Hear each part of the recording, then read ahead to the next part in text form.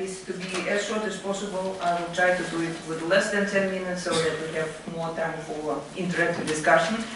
So interactive was in fact the key word for this session, so we want your participation, your questions. Yes, please contradict, as Marinela said, about any of the points we made. So I will make a very short introduction about where we stand. Yes, so it's not a secret that I think almost in all the countries there is a general outcry that social sciences are losing to hard sciences in their status, in money, and are seen very often as supplementary and second-rate discipline. And this is for, especially for Europe, it's extremely painful because with the European humanistic tradition, this is, of course, a very long tradition of social sciences and humanities. It's very difficult to survive this humiliation. And there are, in fact, two reasons for this as far as I see it. First of all, the first reason is the little political credit by social sciences humanities, by policymakers, who always say that social sciences complain but don't deliver, and that their impact is perceived as very low. But here there is a small and even not very small misunderstanding because about the notion what is impact. Because in the mind of policymakers, very often impact is something measured in money. So and when they speak impact, they speak about economic impact. While basically we speak about two different things. There is economic impact and there is societal impact. So the parameters are different from exact sciences.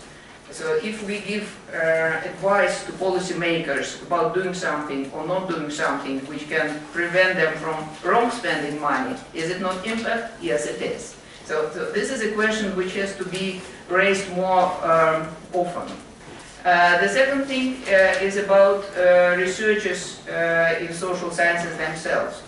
Because, as I said, that in Europe, especially social sciences and humanities are seen as intellectual elite, and there is a notion about the ivory tower of social sciences and humanities, about the prestige of fundamental research. So, by the way, the ivory tower is in debate which is not as long as I thought. It took place, started after the Second World War. It was about the role of universities in society. It originated in the United States and then was brought to Europe. In fact, when I heard today the speech of the rector of Bologna University, he also mentioned that so the first universities were founded as a union of researchers, and, students and professors, which were entitled to do free research. So then I thought, okay, we are speaking now about impact, maybe it's completely wrong. So please say if we are wrong about this. So this is the second thing about the second reason. There is one more thing which we have to realize when we speak about social sciences and humanities. It's the change of paradigm. Because what is societal progress as it is understood by policymakers or by politicians? So in the past it was mostly about technological orientation. In the present it's rather technological orientation with social elements. And in the future, and we see more and more words about this, it's more about human-oriented society. For instance, if we take Horizon 2020, there were attempts, there is only one of the societal challenges is purely social sciences, and there were attempts to attach social sciences to include them into all other societal challenges. But in fact, this failed, and failed because this nanny function of social sciences were not accepted by social sciences themselves. So they had their own agenda, they didn't want to change their plans and their agenda just to be an add-on to other sciences. So what happens in Horizon Europe? So we have a different terminology. We are speaking about mission-oriented society. So there's a new approach. We heard about it today, and then the terminology is changing from integration to cooperation, where social sciences are seen not as a consultancy service or not as an add-on, but as an equal partner. And there is a similar change in terminology in Japan. I guess my colleagues will tell more about this. So they have, I just mentioned shortly, they have a Society 5.0 program, which is part of the new technology plan, and it follows society, industrial society and information society. And here the idea is that instruments which were, digital instruments which were developed during the information society has to be now used for for social life, for the aging population. But the fact is how and who puts the correct question. But we'll hear more about this. So what happens at the universities with social sciences? So I tried to talk to many colleagues from different countries and found out that it's not all the same. In fact, we are having different cultures, different university cultures, in which social science communities are positioned in a different way. So that's why we have selected our panel, so that we have representatives from different sides of this. So we have on the one extreme, we have Netherlands and Belgium in the same corner, with pragmatic academic culture, where the universities are largely dependent upon external funding, and because of that, or because, with this instrument used, there is a possibility of influencing social science research through formulating impact-oriented calls. So they have to follow the money if they want money. On the other extreme, there is France, with academic autonomy culture. I was long looking for a word. So it's a strong orientation on fundamental research, strong respect for academic freedom, freedom of research, and less pressure to deliver impact, and mostly state funding. And then we have Poland, which in my understanding, and Joanna will correct me if I formulate it wrong, which is a mixed culture with a pronounced divide between generations, the older generation which wants to stay where they are and have their own topics and don't change anything, and new generation which wants to take part in funding competitions and so on. And there is also a divide between public and private universities, and there is, if I understand correctly, a lot of new private universities in Poland. A special case is Japan, so I'm not sure where to place it. My hypothesis would be that it is a pragmatic culture where pragmatic are hard sciences and social sciences are rather on the academic autonomy way, but maybe this will be changing because of the recent developments, so let's see. What is the role of research managers and administrators here? So I made this picture to see how central we are sitting, in fact. So we are, on the one hand, we are working with researchers, so we know what is happening on the bottom, and we are still on the very basis of the university life. So we're working with universities and the university administration, and we're working with funding organizations. And both universities and funding organizations are influenced by policymakers. So basically our role is really central, and not all the other parties realize this.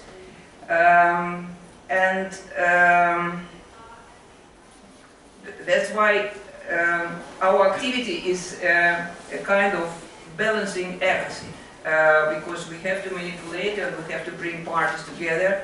For instance, when we were talking recently in European Commission about new policies regarding collaboration with Japan, they told us there will be more policies. And then I immediately replied they will not work, because we know our researchers and we know how they would respond. So they need us in order to make it work.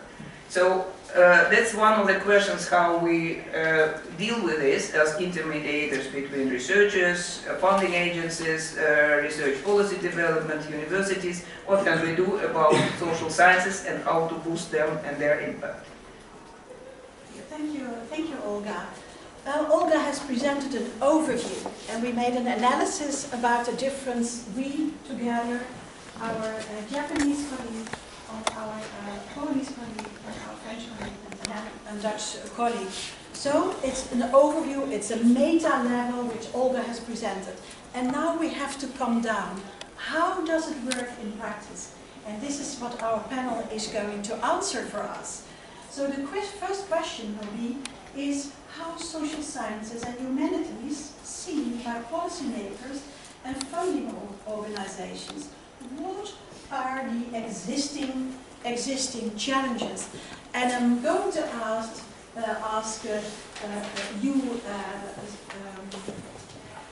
Sasaki from Tokyo University. I'm so sorry. And I've exercised the whole evening. So I sometimes make the same oh, you make it. That's a relief. Can I ask you for 2 minutes? You know, I'm tough on this subject. Right. Thank you very much for introduction and having me here. So I didn't have time to put the slide here, but if you look at the handouts, you have this handout like this, Society 5.0. So Olga talked about the change of paradigm, and it is happening in Japan as well. And so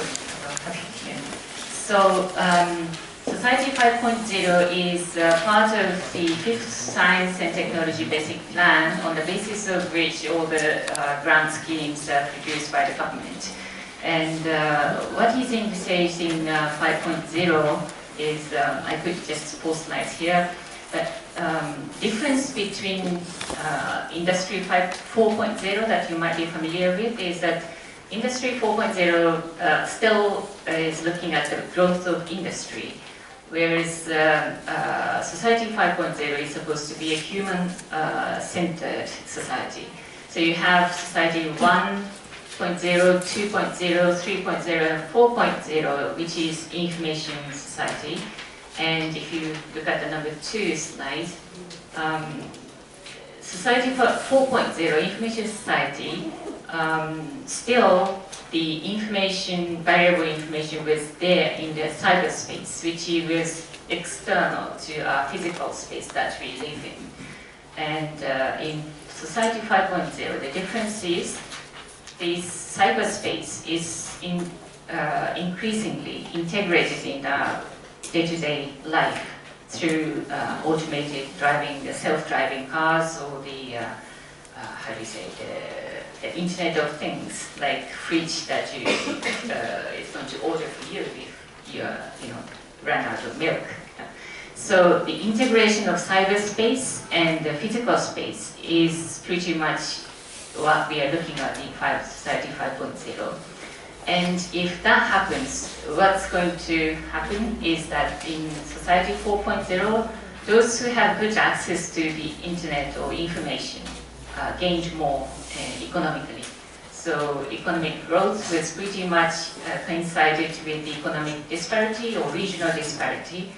But what the government envisaged in Society 5.0 is that because it's going to be human-centric, AI is nicely, cleverly see our needs and try to, how do you say, resolve this income disparity or economic disparity through human-centered approach. So clearly, we don't know what is going to be the role of SSH in this, but clearly, because SSH is working basically on human beings and the society in which human beings are taking the role, SSH's role in the coming age would be very positive. And so this is the overall context in which we are discussing. Thank you very much. And I'd like to ask Kristian Bering from Osaka University to just name one important challenge you see and what role RMAs is in that context. Well, from a low practical point of view, money is important. So I'll just elaborate on Yu's explanation about the Society 5 initiative. So that's the government framework, you might say, that's still in the making. And so the practical money aspect of looking towards implementing the Society 5 and making it happen, I think could be seen in relation to the JST, Japanese Science and Technology agency. Yeah. They are promoting through another agency called RISTEX. It's called Research Institute of Science and Technology Society. And they actually have programs that seek to involve the social sciences and humanities, both in STEM-related collaborations. They have funding for Future Earth projects, human information ecosystems. They have workshops, symposium. This was in 2008 on World Social Science Forum, design of the next generation sustainable society. But what is the role you will perform in your university to connect this overall political program to the researchers? What are you doing? Well, in my case, I am less active than my colleague Kawasto Yoshie, who just introduced himself over there. But for instance, in my case, I have convened a symposium on how SSH might be activated in impact aspects for innovation and research in the future. Yes. And also to be used as a dynamo, a essential pillar in promoting overseas research with overseas stakeholders. Okay, thank you. Marinela is from Sciences Po Paris, and I wonder, how are you doing this in France? So the question again, how is SSH seen by policymakers and funding organizations? What are the challenges in France? Thank you, Marjorie. In fact, I would not speak about France as a whole, but I would base this testimony on my experience, 6-year experience in an SSH-based university. So our academic community is quite active in terms of funding and grants, but is also very active in disseminating research results, because our researchers are participating in national working groups, expert groups. They are invited by the ministries, by the parliaments. So I would say in a way that dissemination is done quite naturally.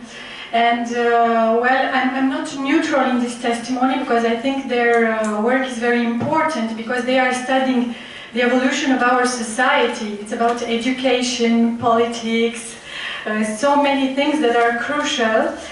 And well, they are not at ease with the aspect of impact as requested in Horizon 2020 proposals. Luckily, they are more active in the national fundings, where the focus is more on the excellence and methodology and less on the impact.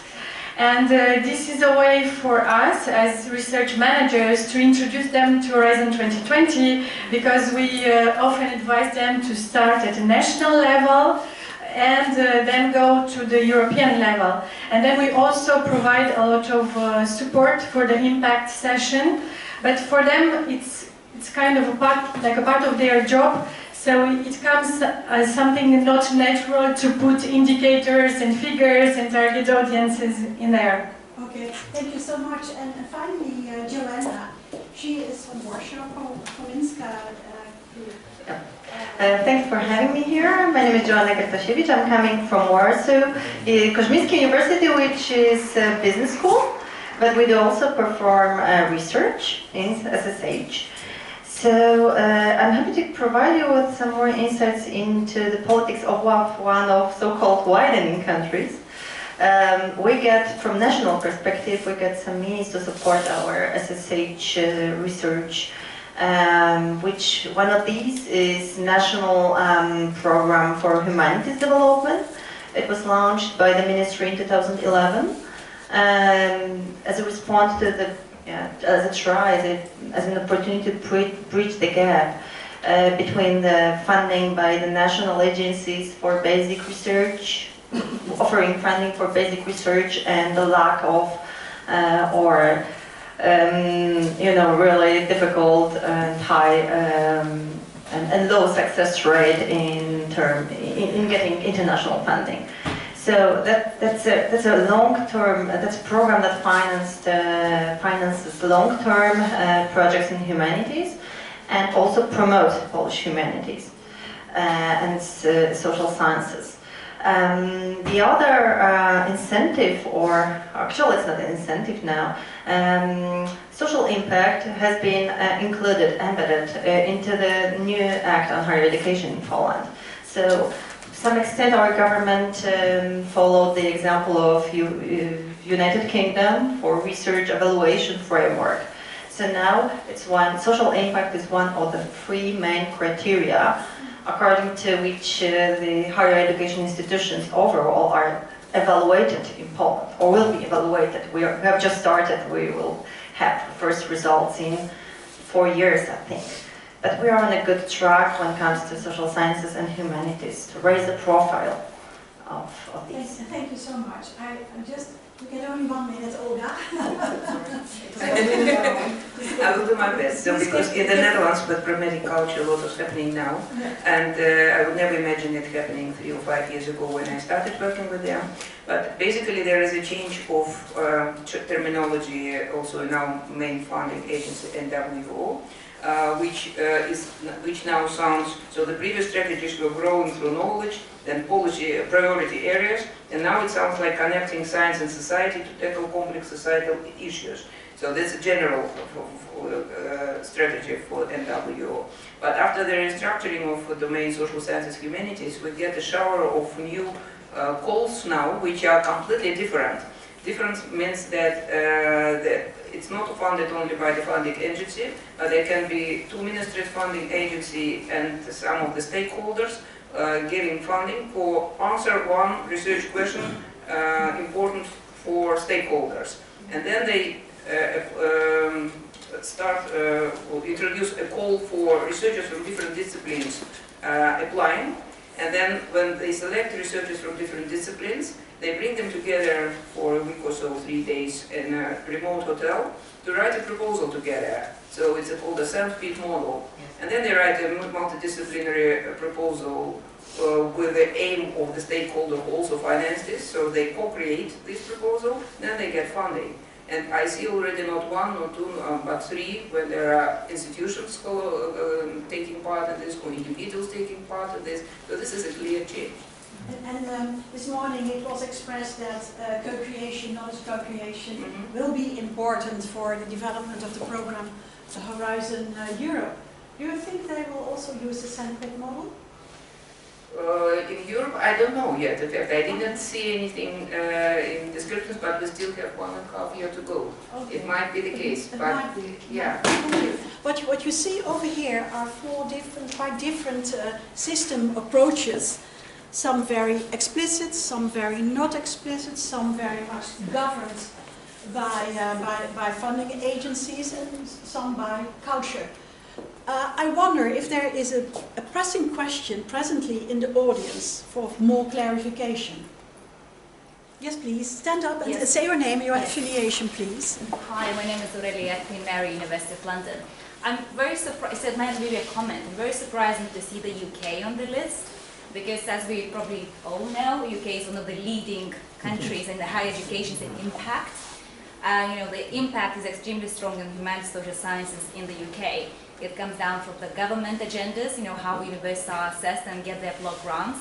It comes from the funders, HSS are the leading examples how to write public impact cases and deliver those as well as societal changes. So yeah, just a comment that I think so there's lessons learned from the UK perspective. Yes, and it's a very important remark, and I made an estimation by the Leiden ranking, CWTS, and there it turned out that the UK is leading and the Netherlands is second best, and Belgium. So in that area you will find social sciences and humanities very well developed and engaged within the European Union. Another question.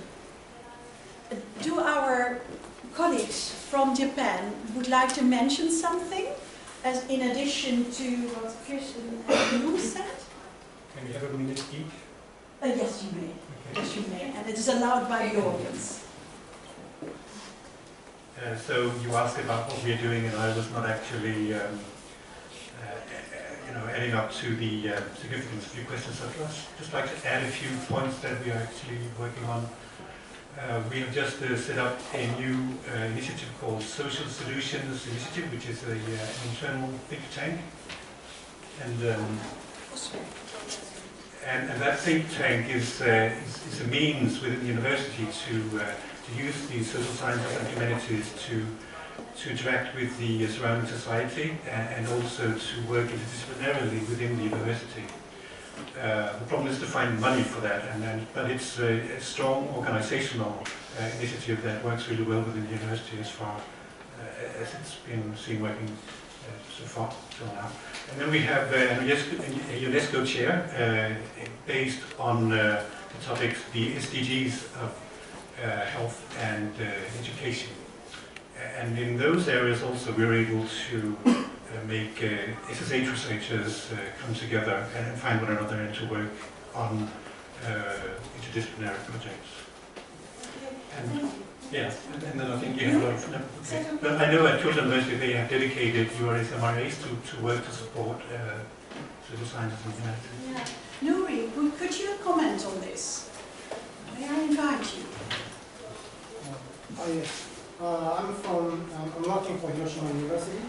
And actually, our two colleagues sitting there, Kyoto and Osaka, they are very kind of advanced models. Actually, so there is a kind of variety of the level of the commitment to this involvement and the promotion of the social sciences actually.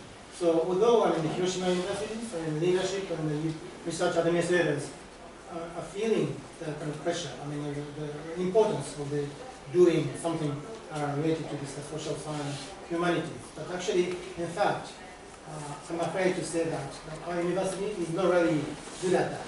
But still, I have prepared for this our paper, a handout. Yeah. So actually, we did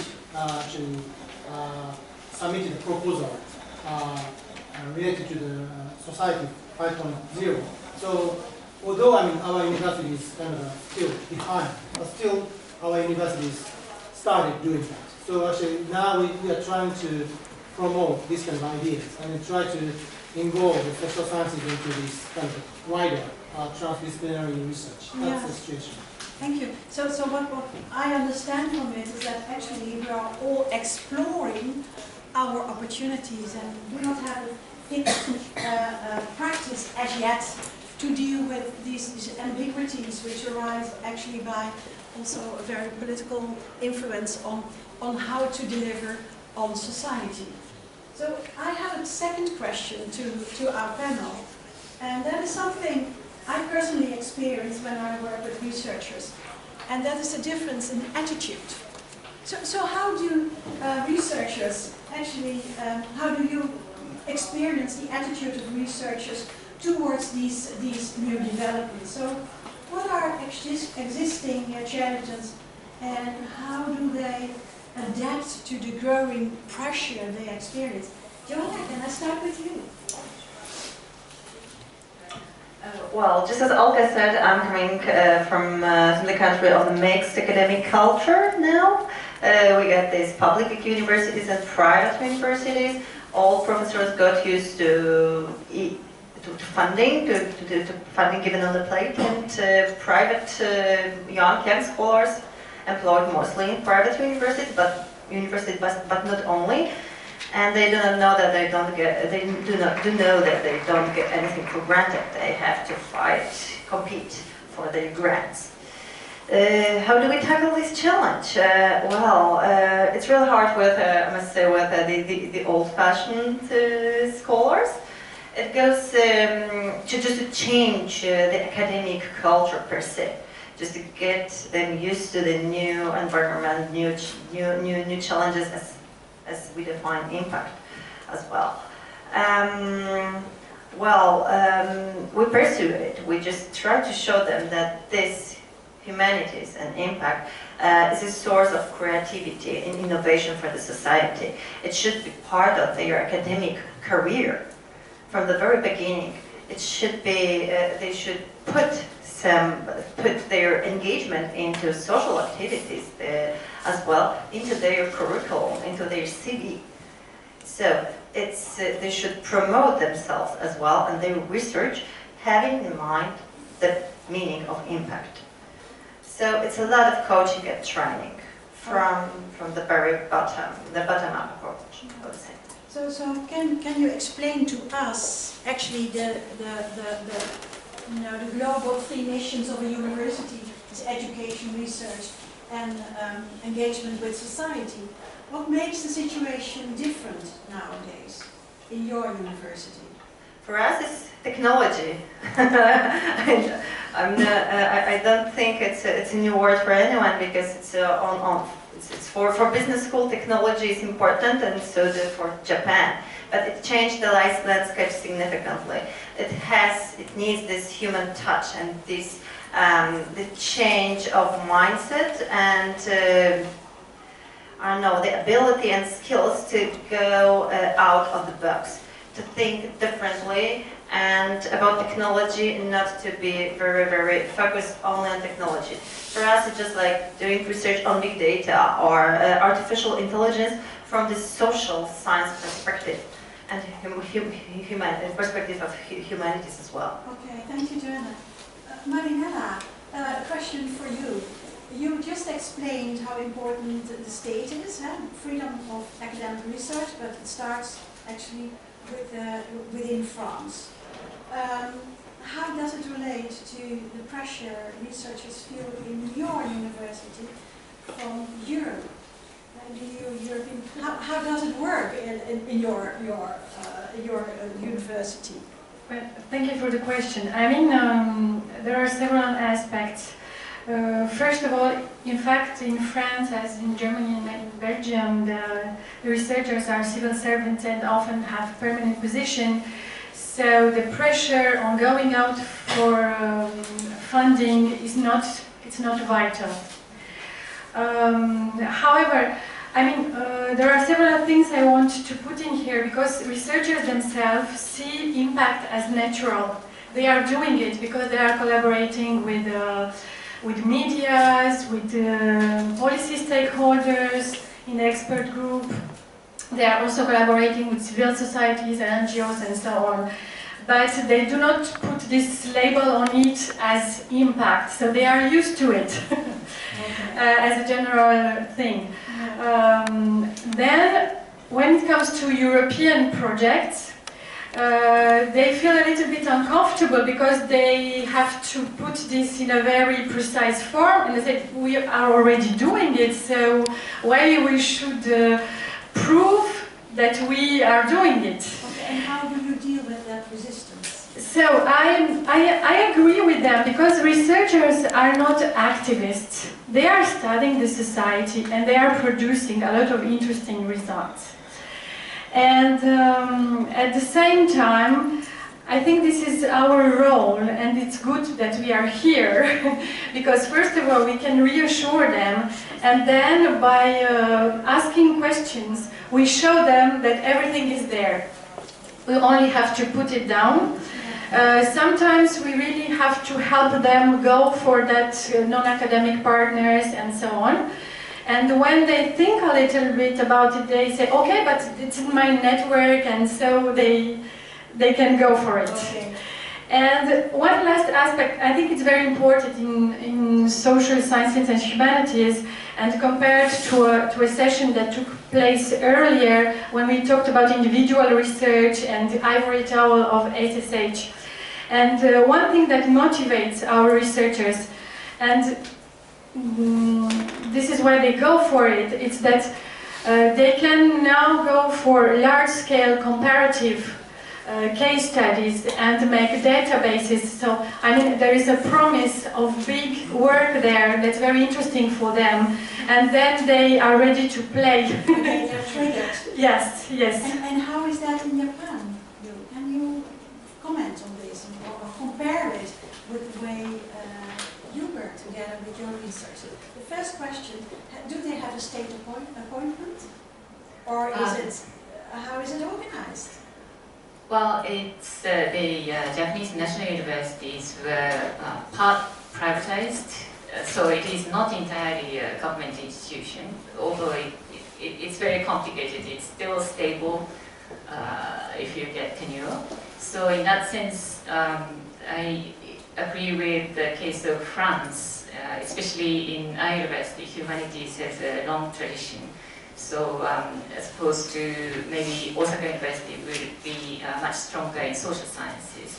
So for humanities-oriented researchers working on humanities, of course they are a little bit hesitant when you are asked to put that on paper.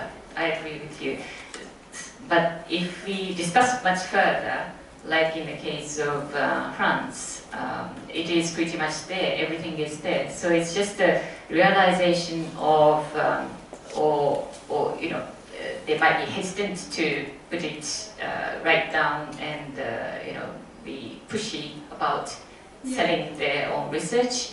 But if we can successfully mediate that process, I think researchers are much more ready than what we think they might be. Yeah. I would like to ask the Waseda University, which is a private university. Do you encounter problems? Yes. So, yeah. So, I'm Yoshiki Shiraka from Waseda University. So, Waseda University is a very huge university and operated by private sector. So it means that our university has more freedom than other national universities. So, but in order to activate SSH, we are trying to carry out several measures to realize that. One of the measures is we have offices in Brussels. The Brussels offices hold several workshops on SSH with European universities. So such kind of schemes is carried out our RMAs. So generally speaking, was 60% of academics of Waseda University is related to social science and humanities, and so general Waseda University's professors are very tough. But we are trying to activate more research collaboration with European University to on SSH research subject. Okay, yes, thank you so much. And lastly, Kristian, we have the question, and we prepared all our questions, and that is about, do you have actually influence in the mindset of funding organizations and the role of potentially important social sciences and humanity researchers? What are the challenges you face? I think right now there's a lot of focus on getting big money. We all do, yeah, huh? yeah. Getting money, sorry. But then again, how to mold the SSH areas in going for these large projects and to make them part of it. That is a great challenge, I think, but something that we experience these days that they are very eager to investigate and to collaborate on. So we see some light in the tunnel from that perspective, I think, and we're actually working right now proactively in that direction. Olga, I'd like to ask you, you work for the law school. Partly, yes. Partly. So what is your experience? Yeah, that's very interesting because the mindset is really changing. And 5 years ago, it was, this paragraph about knowledge utilization, about impact, what should I write there? I have no idea. And after listening to Sean McCarthy, I started pressing them that, okay, if you have to sell your research, you produce a product, you have to sell it until tomorrow. Where do you go? Well, I go to the ministry. If you go to the ministry, do you know which department? Do you know people there? Are they already waiting? So they start thinking in this direction. And I should say that in the course of last years, they already got some idea how it should be. But now, because of all these new formats when the calls and money are coming already with the idea of impact-oriented, they start liking it. I just talked to a couple of young researchers before leaving, and they said that they would prefer to be part of a big problem which solves something than fighting for their small topics, very important but small individual topics on their own. Yeah. So I see it really as a symptom. So things are changing. Things are changing. In the audience, what is your experience? Do you think things are changing in your institutes? Is there someone who would like? Yes, please. I'm Mr. Konika from Kobe University. Concerning about relationship between funding agency and the SSH research, SSH research is getting have a new possibility that they can break through the limitation of natural sciences. So only natural sciences could not solve the problem. For example, the rapid evolution of artificial intelligence should be harmonized with the society, and how the responsibility of the automatic driving car should be shared in the traffic accident, and how ethical and philosophical problem of genome editing should be solved in the society. These kind of problem cannot be solved only by natural sciences. So it is just the time that for SSH research to show its value. So in Japan, we call, I showed the handout of Kobe University's Society 5.0 is to solve the serious such kind of problem and create new values by smart innovation. So funding agency in Japan is now going to give the money such kind of programs cooperating between social SSH and natural sciences. So it's just a time SSH research is getting to breakthrough. Yeah, thank you so much. I would like to add my own experience from my own research on Japan with a few universities over there. And it is about actually engaging the public in cities to build or transform the city. And I have a social sciences background, and I was very much surprised that it was really integrated in the technology we were talking about. And for me, I really had to change the way I perceive from my Western point of view into the added value integrated in technology development.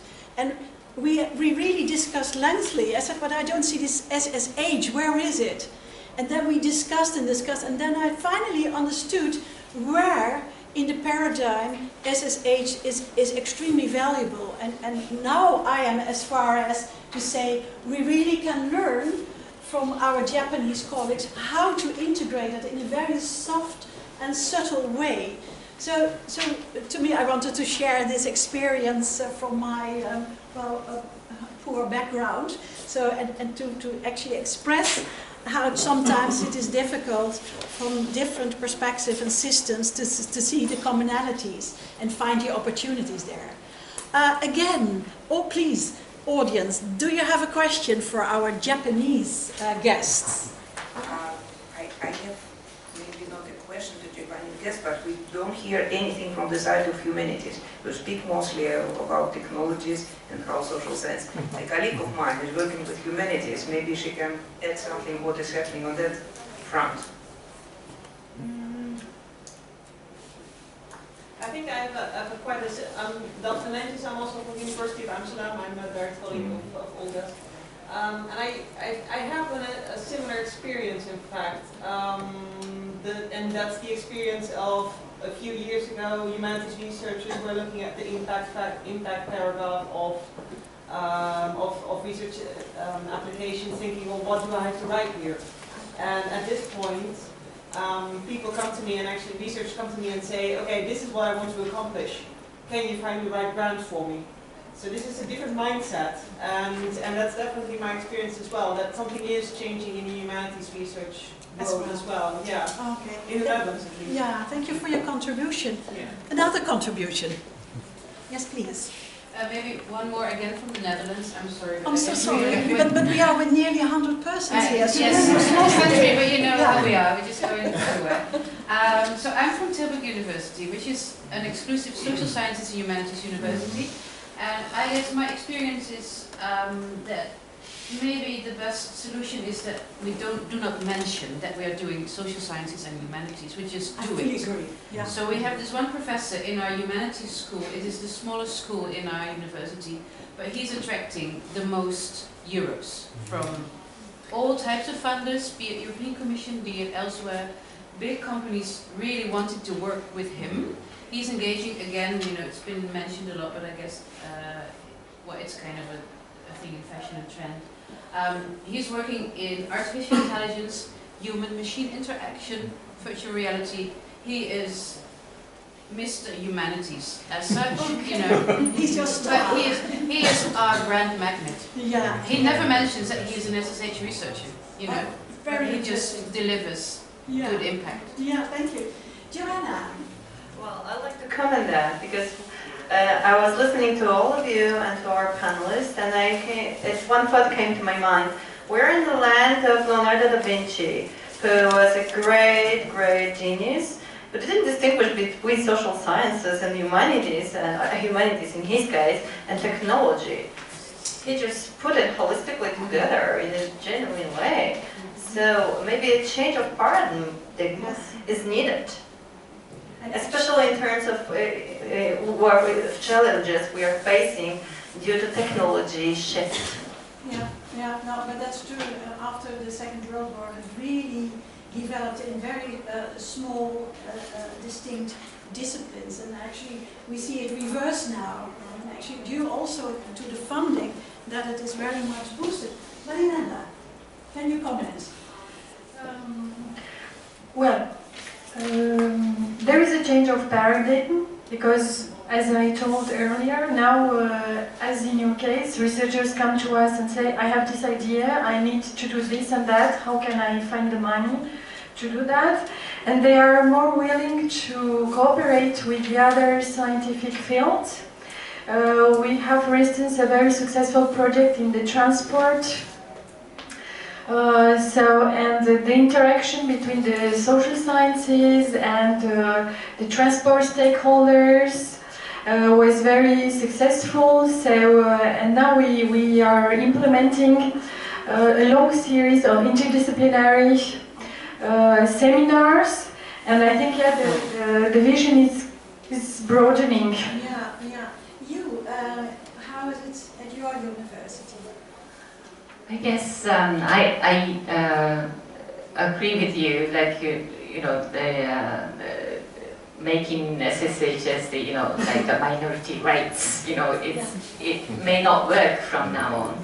So, but on the other hand, like the most basic funding scheme that we have from Japan Science and for Agency for Promotion of Science, JSPS Kakenhi, that is like NIH or the smaller version of Horizon 2020, so everybody applies for all disciplines. Yeah. And that scheme is the most basic funding and small scale and very easy. But that is peer reviewed, and the peer is divided into the really minuscule like division of disciplines. So that is the world that we live in, and how we are going to integrate into something interdisciplinary. Using one like AI, for example, can be tackled in many different aspects. But the researchers recognize themselves as who whose responsibility is it to get it integrated? Is it the RMA or is it the responsibility of the researcher? I guess what we could maybe lead to the last question of what we can do as a RMA or URA is to influence the funding agency by advocacy kind of activities. And Yoshio from Osaka University is part of a network of URAs working on social science and humanities, because we recognize as a minority, we get together and hold hands together. So that network had a dialogue with the funding agency, for example, Japan Science and Technology Agency. And we successfully made them write a report, comprehensive reports about how to realize this interdisciplinary integration of SSH. For the audience, I'm just raising a question for you. Can we get that report? Because it still is very difficult actually to align from Western thoughts to Japanese thoughts. So such a report could help us understand what kind of solutions or ways are found. Could Kristian, could he answer that question? Can't really elaborate on that report, but I can mention some examples at Warsaw University that might elucidate ways to move forward. So one is that intramurally we are working on ways to basically settle on how to evaluate the humanities, to find new KPIs that we can go by. That's interesting for us as well. Yeah. So we'll have to experiment with that, and we have to basically parachute them out of the ivory towers, I guess, in a way that they like. Yes, and does your university find connections, or looking for connections in Europe to develop KPIs? Or do you do only as an institute? That's where the RMA role comes in, I think. So I think we can do a lot of work to promote that. Because I think it's very necessary for the SSH researchers to work internationally. And I'd like to try to pose a question to the audience, actually, based on one of the handouts you have. It's an A4 print of our poster downstairs, and that explains one of the pilot projects we have managed to set up. So it's a so-called D2 approach we have to working with industry based on SSH research topics.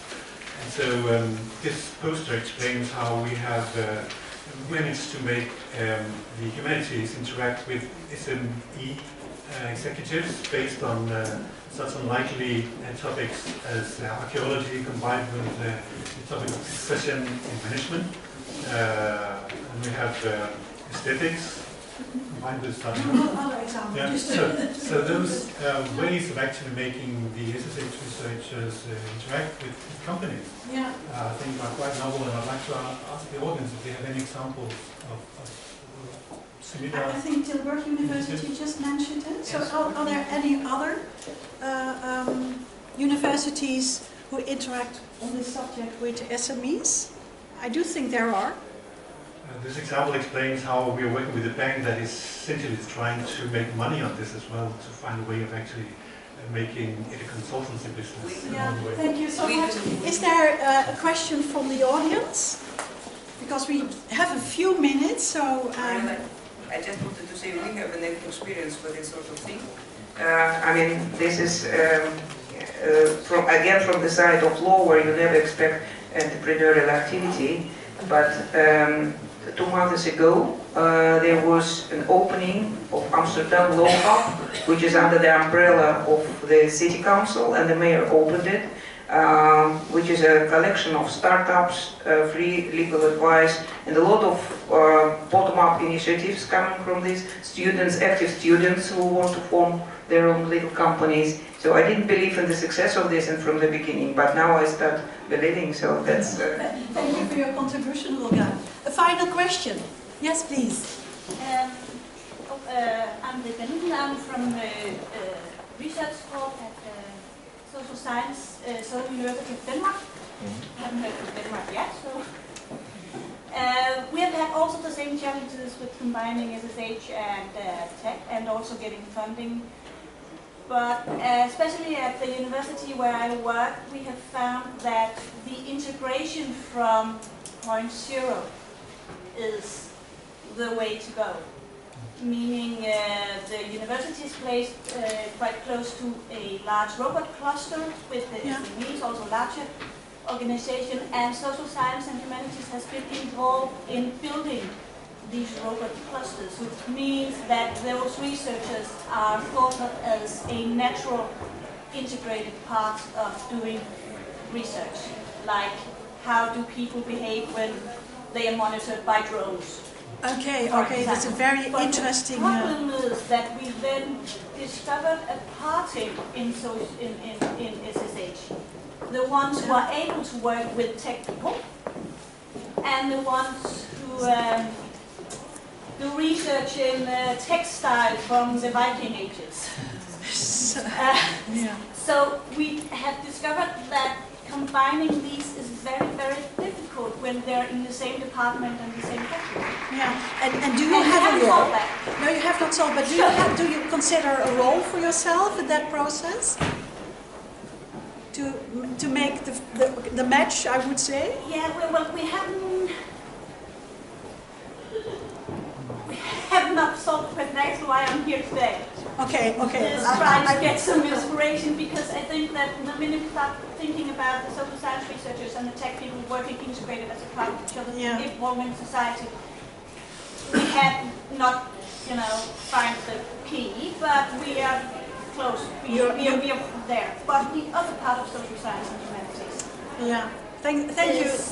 Well, I need inspiration. Yes, but the point is that we have seen very different approaches, and also different approaches between Japan and Europe.